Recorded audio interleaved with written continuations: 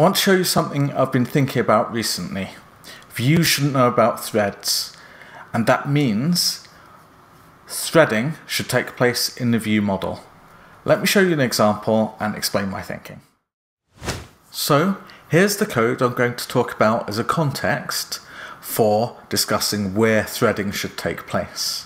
This is a Vue, and our Vue model sets a dictionary, maybe going away to use a network call, and that means that when we're setting something in the UI, we need to be on the main thread. So GCD to the rescue, we can say, hey, you have to be on the main queue. It'll work fine, but this Vue controller, the in inverted commas Vue, needs to know then about the thread on which it's operating. And my contention is the Vue model should know about that. So we could do something like wrapping the dictionary under didset. You could then have the Vue model that takes care of the threading.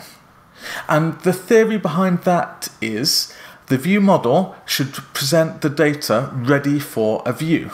So in inverted commas, dumb view.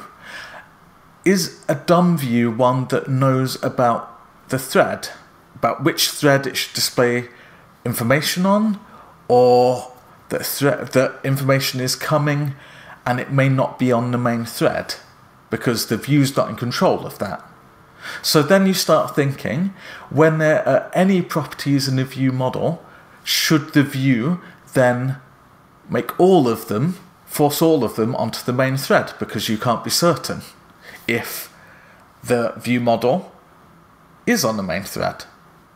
And for that reason, I would say this is a better solution where you're always leaving the Vue model in charge of the thread.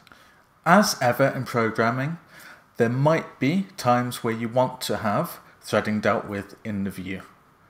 There might be times where you just don't have a Vue model because it's very simple Vue, but you still need to deal with threading.